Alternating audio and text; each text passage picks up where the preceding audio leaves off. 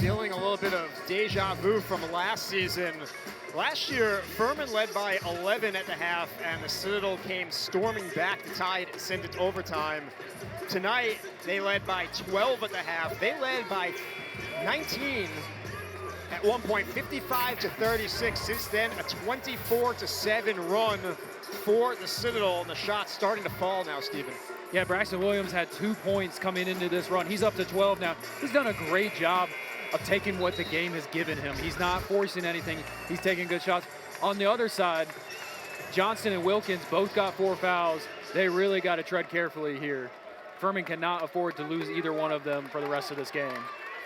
Well, Johnston's still not on the floor. Wilkins is. Oh, Johnston is back. I'm sorry. They're both out on the floor.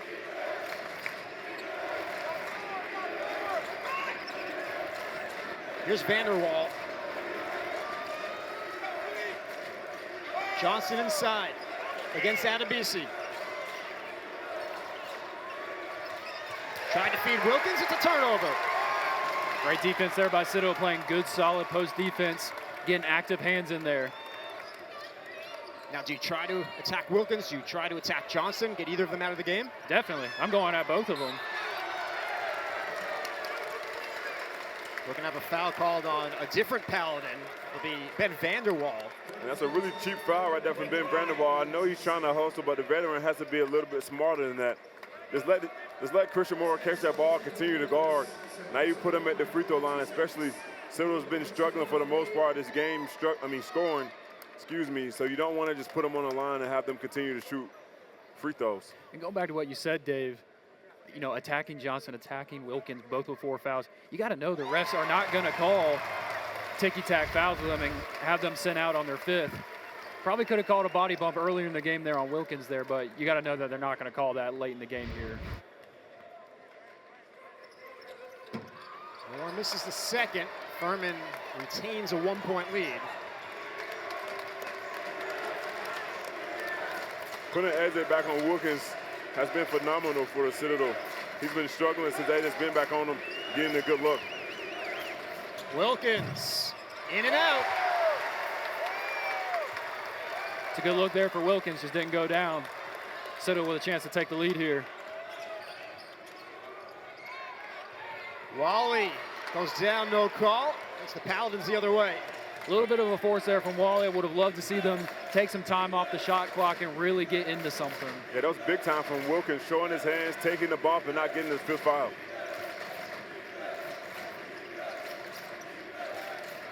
Bronson. Oh, he got more in the air. Finishes anyway. Lucky they didn't call a foul there. He seemed to shy away from the contact. He had Christian Moore up in the air. If he would have just gone into him, it would have been an and one. Yeah, no doubt. I'm surprised he didn't go into him. That's what I thought that he was going to do once I saw Christian Moore jump up in the air. And that's just a freshman kind of doing freshman things. You're on a run. You don't need to force anything. Take your time. Get what you've been getting this whole time, the final 5 minutes. Bucket here from Bronson. He gets Christian Moore up in the air. If he goes into him there, that's a foul. And Christian Moore, you can see he jumps from point A to point B. He doesn't go straight up and down. Big time stop right here. Big time possession for both teams. Furman to turn this thing into more than one possession game. Wally thought he had the steal. Instead, he picks up the foul. I think Eze would have done exactly what he did, but showed his hands. I don't think it would have been a foul. I think the ref calls that foul right there because both of his hands are inside. And he nicks him with the foul, man. That's why showing your hands are so important. Especially, you know, Wally is a physical defender. He likes to play with his body, loves to get into him. You would think later in the game that the refs would let a foul like that go. Yeah, I agree. Wilkins hits the first. But this is where having veteran guys on the floor like Vanderwall, who's a 5th-year senior, Charles Johnson, who's a senior.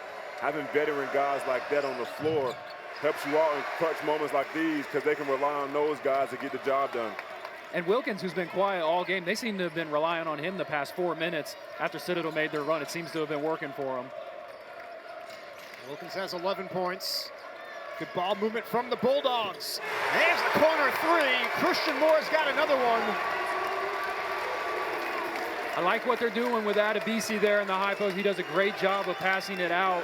Christian Moore, a great job stepping up, knocking down the shot. They seem to have found their three-point shot as of late, shooting with a lot more confidence. Third made three of the night for Moore. A one-point game once again.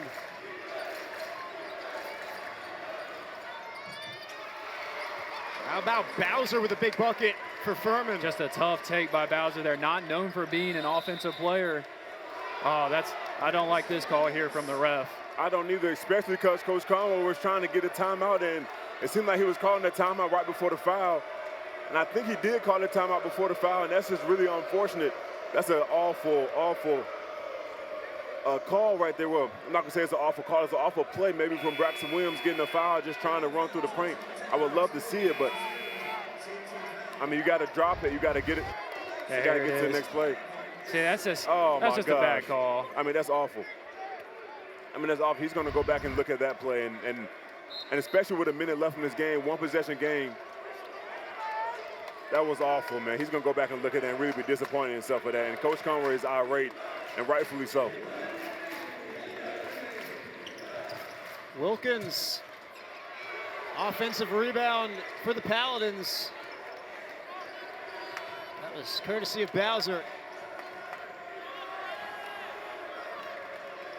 Furman leads by 3, under 10 on the shot clock. Wilkins against Wally. Pulls up for 3. Back iron. And the rebound tracked down by Adebisi. Let's see them get to the basket here. We don't need to settle for a 3. They need to go right to the basket. Coach Conway calling a timeout here, going to get a set in.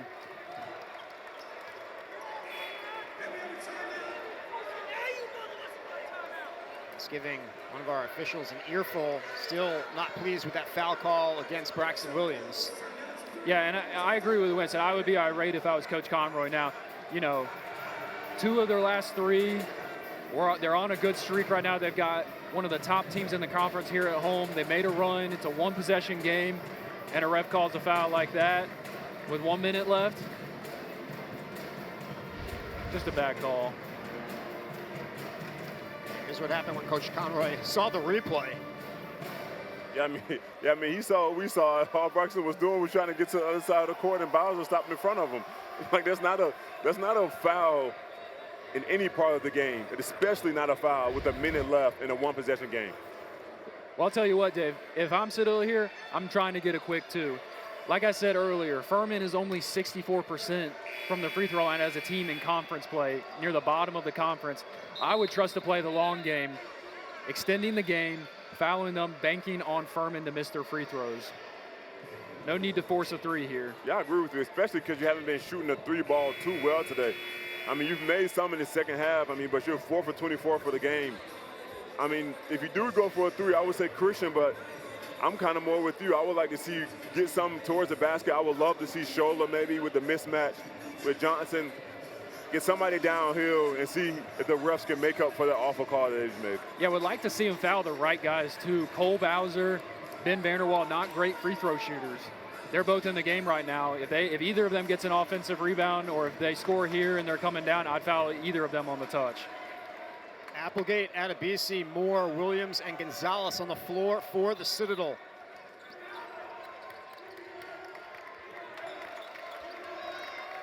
.9 difference between the shot clock and the game clock.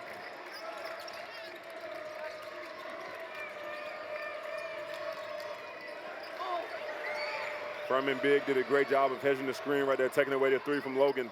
Citadel using a lot of time. And one! Adebisi! What a finish. The number 1 rule you cannot do if you are Furman is foul a 2-point shot. Yeah, man, that's and I know that we're talking about that in the timeout. Don't give up a 3 and don't foul and give a chance for an and 1. If you're going to foul, man, you got to scrape down. And that's the freshman, just unfortunate, having his hands in the cookie jar trying to go for the steal. But if you're going to foul right there, man, you got to take Shola's arms from out of him. You can't even let that ball get up. Yeah, that's a bad pass on Gonzalez's part. Great job by Adebisi to get the ball and go straight up with it, go through the contact and finish. Big time free throw. We're tied. A career high 21 points for Shola Adebisi. Bob Richard usually doesn't call timeouts at the end of games. He's going to let Wilkins do his thing. Wilkins, no! And once again, we're going to overtime between the Citadel and Furman. And that's kind of who Bob Richard is. He trusts his players to let his players do their thing. Coming down, he doesn't call a timeout. Wilkins gets a mid-range look. Not a great one off of 1 foot. It was on line, just a little short. And woo! Looks like we're going to overtime again. What a game. Citadel's got 3 overtime in the last 4 games that they've played. They seem to be battle-tested. They seem to know what it takes to get over the hump here in overtime. It's a great second half comeback. They've tied it at 67. We'll take a break. Bonus basketball when we come back.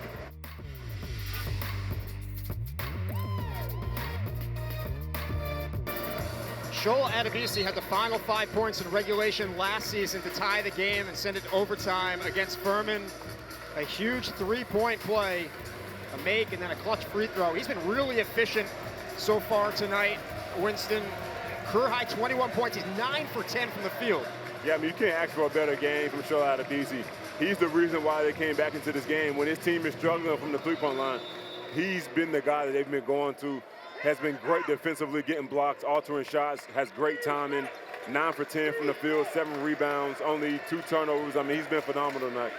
So here we are, 5 more minutes from the Paladins and the Bulldogs. House, shot no good.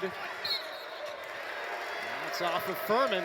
Something to watch here for Furman. They've been going to Wilkins on offense as of late. He's got 4 fouls. Their best big, Charles Johnson, also has 4 fouls. That's something big to watch here if they pick up a foul and get knocked out of this game here early in overtime. For the Bulldogs, Applegate has 4. He's not currently in.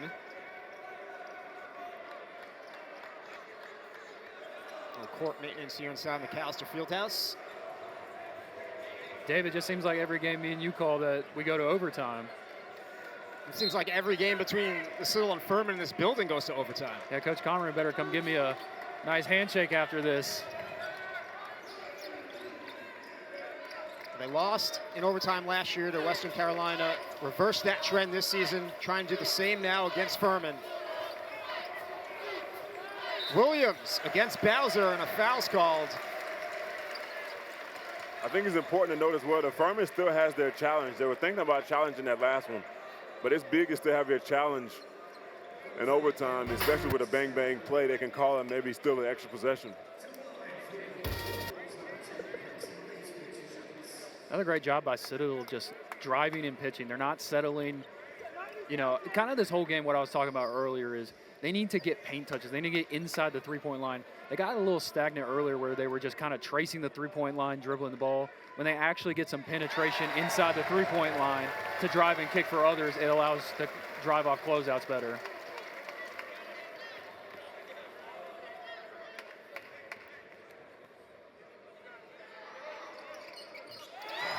Williams gets them both. Now 20 of 26 from the charity stripe as they continue to do damage at the free throw line. That's been the trend in these wins of late for the Citadel. Yeah, 20 of 26 from the free throw. Wow. What a dunk by Johnston there. What a set from Furman right there. Passing it back and forth, getting Wilkins coming off with his right hand, with his strong hand, throwing the arc pass. Now he's up to 9 assists now. I mean, great set and great execution from Furman. Johnston has his double-double, 15 points, 10 rebounds for the Paladins. He also has 3 blocks and 4 fouls. Williams, no. Rebound for House. The box out there by Vanderwall and Christian Moore.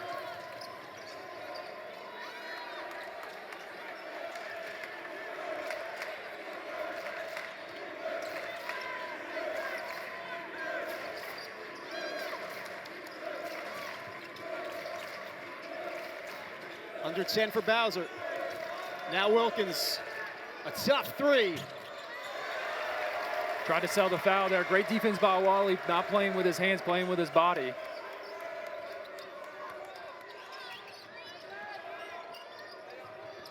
Moore. The Bulldogs Great job by Wally, not settling when a defender's in front, makes a move, gets by him, draws the defender, kicks out for an open shot for Moore. And Moore has had a resurgence as of lately. He's hit 3 out of his last 5 threes.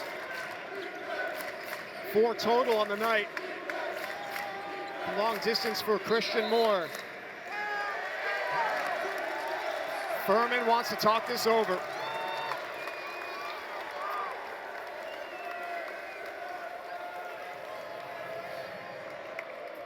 Well, Ed Conroy was out at midcourt giving high fives to his players.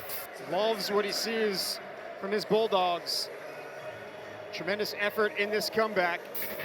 And they have the lead in overtime, 72-69 over Furman. And Christian Moore, guys, he really sparked that rally in the second half. Yeah, he's done a great job stepping up, making his shots. I know earlier in the game, like we were saying earlier, the shots just didn't seem in rhythm for him and Braxton Williams. These shots seem more confident. They're getting more lift on their shot. They're starting to knock them down. Yeah, Christian Moore has been the only kind of light from the three-point line they've had tonight, and he's came in a big way. Like the time he started hitting these threes late second half, really starting to charge this comeback, like you said, Dave, it's been phenomenal. Now they find themselves up 3 with 3 minutes left in overtime. He's one of 4 Bulldogs in double digits out of BC. Career high 21 to lead the way, 14 apiece from Williams, your player to watch, Winston, and Christian Moore, and Applegate has 10. Man, I'll tell you what, though, if Citto can find a way to close out this game and get a win, this would be huge for them going forward. Another tough call there on Wally. He's such a physical defender. Like I said earlier, he likes to use his body. But, like, you just got to realize that Wilkins is a slimmer player, and he's going to – every time you give him a little bump or a little shove there, it's going to be way more obvious than on another guard. That's the second foul on Wally. It'll send Alex Wilkins to the line. It's the first. Furman's done a good job hitting their free throws tonight. It's 10 of 13 so far. Definitely going to need to hit some down the stretch if they want to win this game. Wilkins has double-digit points now in 9 straight games. And check that, 8 to open his college career, but now 17 of 20 on the season.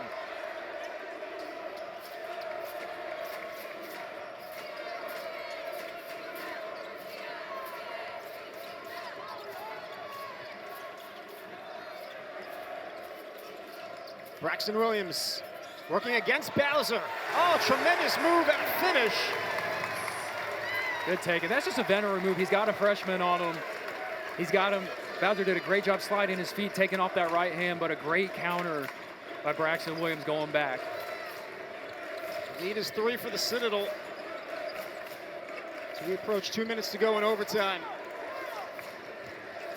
House finds Vanderwall for an easy 2. Great job there by Tom House. Not having a great shooting day, only 2 of 10, 0 for 6 from 3, but getting in the lane, finding Vanderwall on the cut.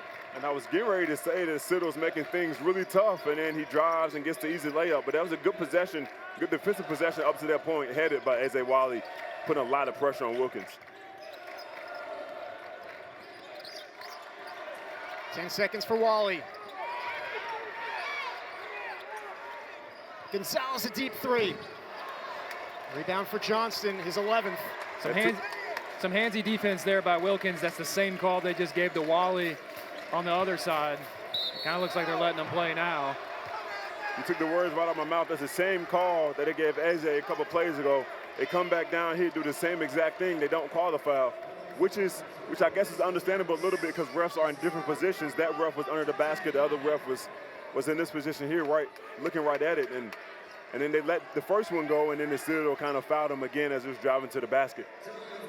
Yeah, I think as a player, honestly, when refs make bad calls and stuff, as long as it's going both ways, it usually is understandable, and usually you can roll with that. But for them to call the foul on Wally down here for a little bump, and then for Wilkins to put 2 hands on him and push Wally as he's driving, You just don't want to see that. Yeah, exactly. I agree. Like it's hard. It's hard as a player to adjust to something when all the refs aren't in sync, right? And then when one ref's calling this, the next ref's calling this, it's hard to really put your hand on the feel for the game, get a true feel for the game. I think a little more leeway for Wilkins because he has those 4 fouls. True. Yeah, they definitely don't want to foul him out on an easy touch call like that. Yeah, no doubt. And refs know that. Good refs know how many fouls a player has, and they're not going to give him his fifth on something cheap like that. A minute to go. Williams unable to finish. Moore, an offensive rebound. Adebisi thought about it, decides to drive instead, and a blocking foul will be called against Vanderwall, and he doesn't like the call. I thought that was the right call there, Dave. Shola Adebisi going to his left hand. It seemed like Vanderwall slid at the last second. Seemed like pretty, strong contact with the center of his chest, but it looked like he was moving as he was driving. It's the 3rd foul on Vanderwall. Will send Shola Adebisi to the line.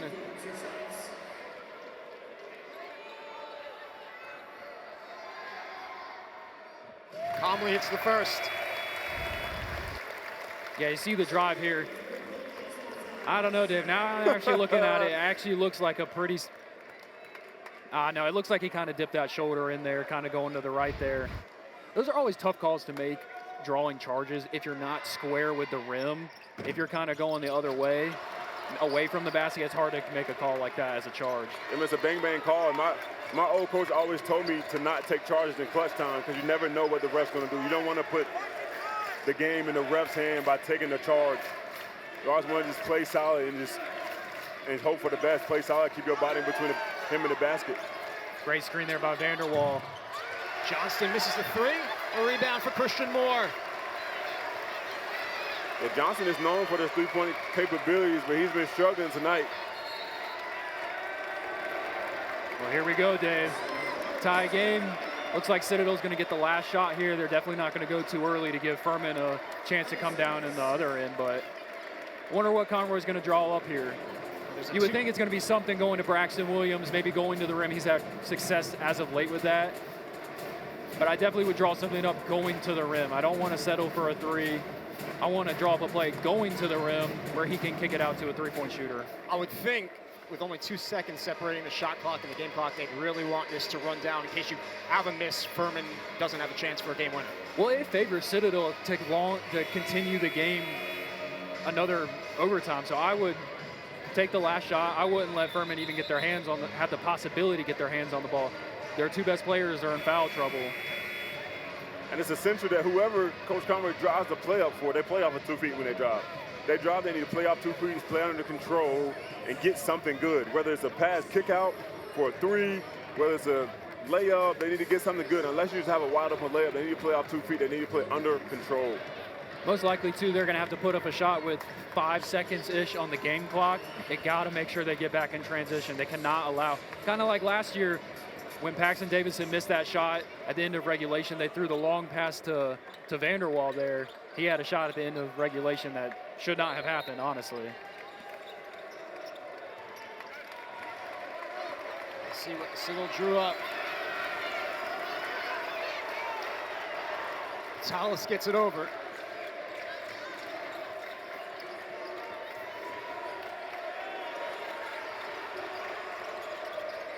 Williams, 5 seconds. Braxton Williams draws the foul. Great take there by Braxton Williams. Going back with it, going to his left, going to his right hand there. Looked like the defender had his hands in the cookie jar, hit his arm there. Made the ref make a call. And kind of like what Winston said earlier, defensively, late possession like this, you don't want to make the refs make a call in the end. Braxton Williams on the season, 80%. He puts the Bulldogs on top. So defensively here, Citadel, we don't need a foul. Yeah, that looked like a foul. He had his arm down there. It wasn't straight up. Good job by Braxton Williams taking advantage of that.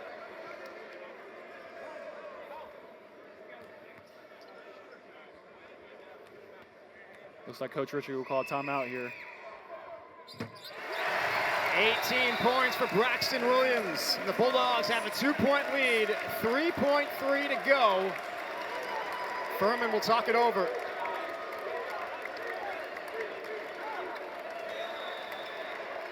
Man, what a huge win this would be for Citadel if they finish this game out and get a stop here. Winning 3 of their last 4, very well could have been 4 in a row. They were up 16 against UNCG on the road, lost that game in overtime. Man, what a tough schedule. 3 overtime games in the last 4 conference matchups.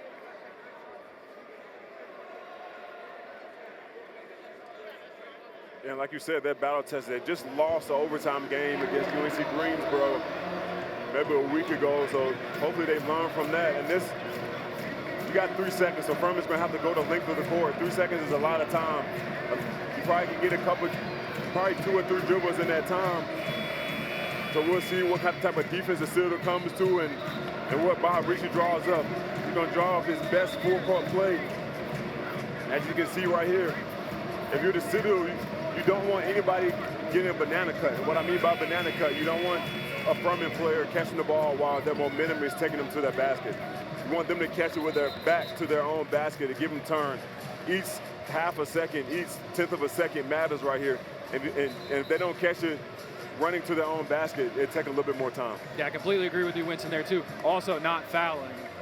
The refs have been calling a lot of touchy fouls recently. You don't want to put the game in the refs' hands where they have to make a call. Exactly. Hands got to be out in legal guarding position. I'm fine with them taking a half-court shot for the win rather than trying to get a steal here. Bronson inbound. Tried to get it up ahead. Instead, it's Wilkins. Wilkins for the win. No! The Citadel knocks off Furman 77-75. What a win for Citadel. It's such a resilient group, man. Like I said earlier, Coach Conroy talked about the cohesiveness of the group as of lately. This is a new team come conference play. You know, a rough start to non-conference. Team looked lost. They didn't look like they had anything going on. Coach Conroy has resurged this team, and they look to be a contender here in the SoCon.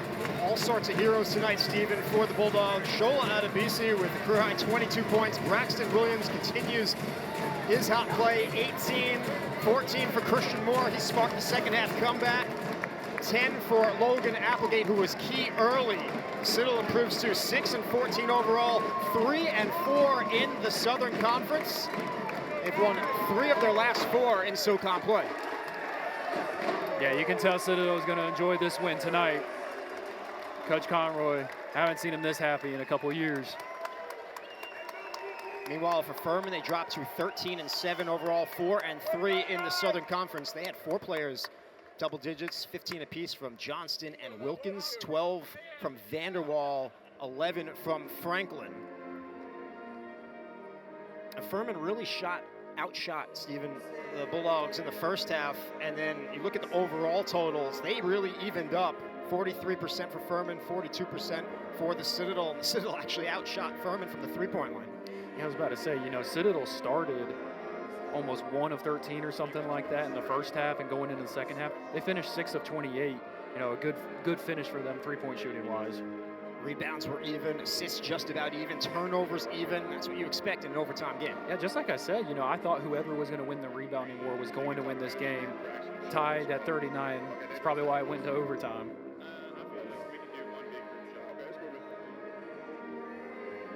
Citadel has now beaten Western Carolina, VMI, and now Furman in Southern Conference play. Yeah. This Citadel team is definitely on the right trajectory. Coach Conroy's got a good group here.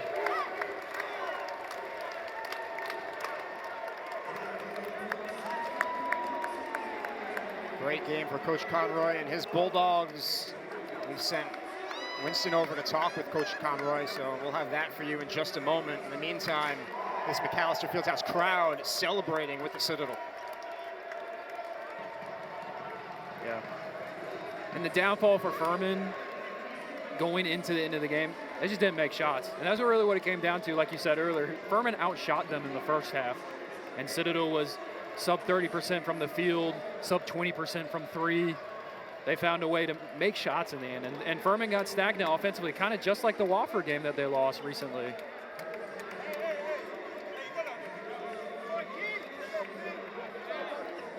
Next up for Furman, they'll take on UNCG on Saturday. That's at home. And next up for the Bulldogs, they'll take on ETSU on the road as they try to avenge their loss to the Bucks from earlier in this season.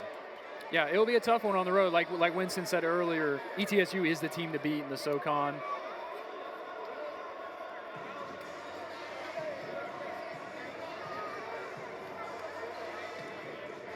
Well, it looks like Winston has tracked down Coach Conroy.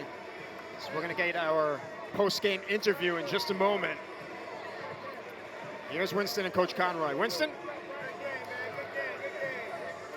Here with a big-time win from the Citadel Bulldogs. Here with Coach Conroy, here with Charlotte Adebisi.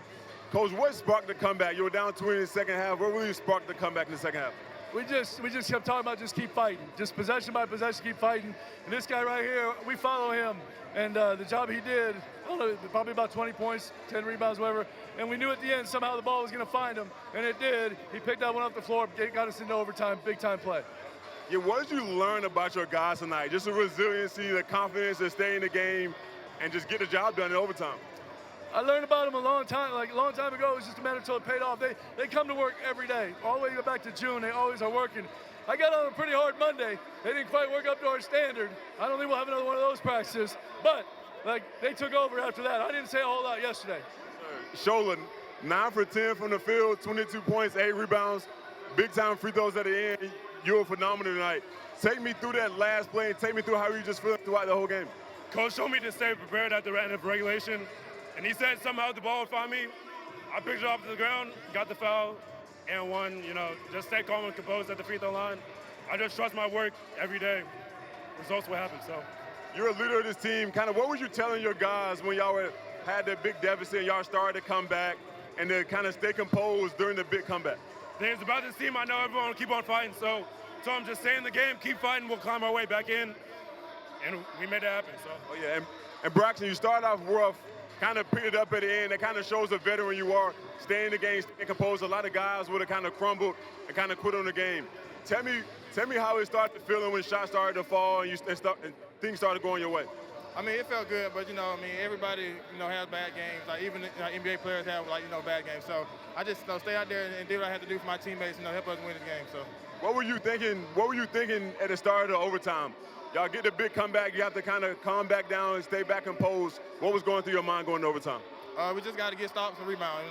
We do that, and then the rest will come our way, and it did for us. So that's pretty good. Oh, yeah. Thank y'all. Big time win. Big time win. Y'all were phenomenal tonight. Thank you, guys.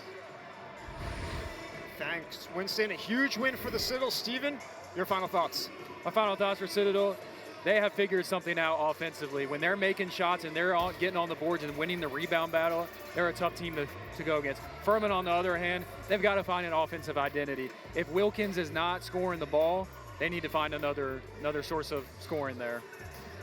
Citadel defeats Furman in overtime, 77-75. They've won 3 out of 4 in the Southern Conference. For Stephen Clark, Winston Hill, and the rest of our crew, I'm Dave Weinstein saying so long from Charleston, where the Bulldogs have knocked off the Paladins, 77-75.